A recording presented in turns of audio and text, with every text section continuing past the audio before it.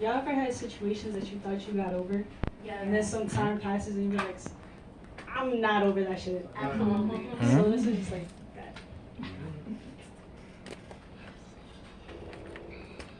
You got it.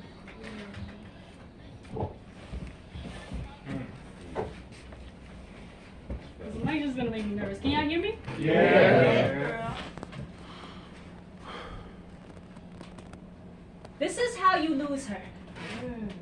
You bruise her ego time and time again, despite how much of a bitch you know trauma's been to the both of you. Wow. Yes. Knowing she'll stay close to you. Because her savior complex never fails to further complicate all her relationships. See, it's kind of hard to say this with any sliver of sympathy while still keeping her pride completely intact. So she lent me her wrath and let me write it down. She knows I can take it because I'm the bitch everyone's always running around complaining about karma. And as much as I wish I could say it's nice to meet you, you're so easy to see through, it's almost pathetic. Wow. The way you seem to see only yourself in everything.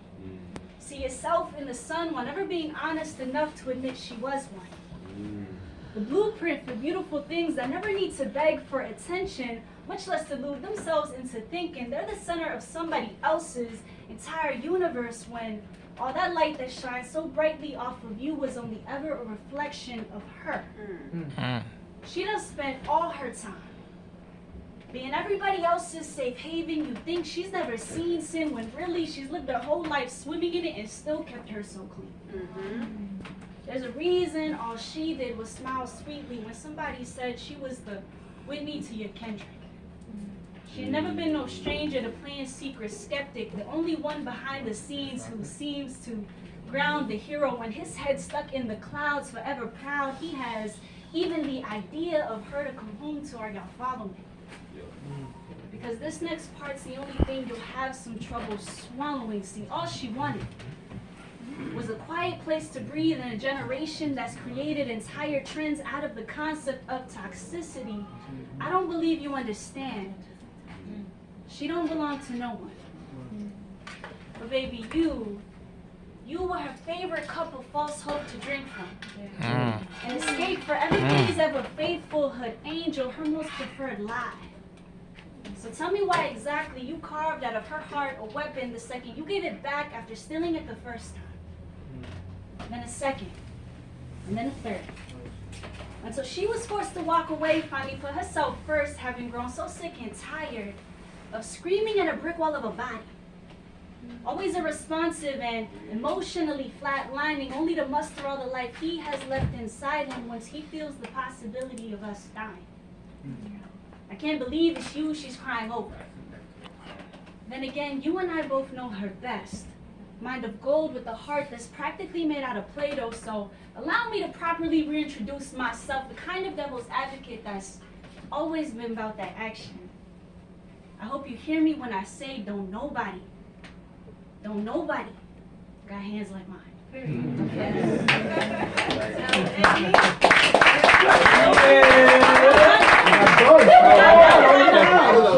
Oh, we thought listen. That was fine. That was fine though. Like, run that back. Run that Hands back. like that. We're not running. Don't nobody got hands like mine. So I suggest you find a more elaborate disguise for those demons of yours to hide behind before I get a hold of you. Right. Because I'll have them looking like angels by the time I'm done.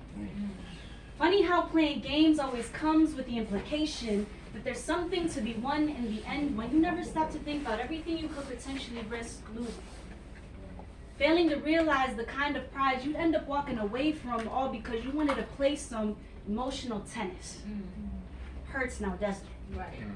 Having to accept that everything you've ever loved was everything she was. The kind of girl who plants seeds in the back of your mind only truth could flourish from.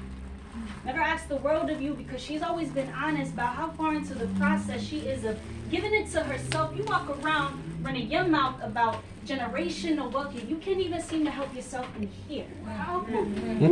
So obsessed with those dopamine hits, you get being a slave to your phone screen, exposing your soul entirely just so you can feel the slightest bit seen. She never meant to disrupt those half-hearted ideologies of yours, but she did anyway. couldn't help but to uncover those hard truths you use to excuse your negative behaviors, believing you could save your healing for later, before she came in and completely rearranged your idea of holiness. Because to love her, to know her, is to know she's still growing into somebody's answered prayer.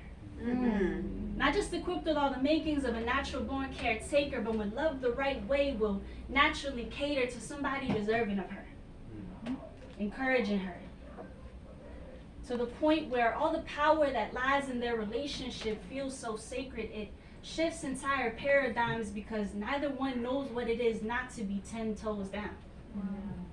And with all that being said, all this shit you dressed your ego in just to hide from me frankly feels unimpressive. So I'll leave you with this. The puddle you offered only pales in comparison to the ocean she is. I guess when compared to you, right person, wrong time ain't really such a bitch.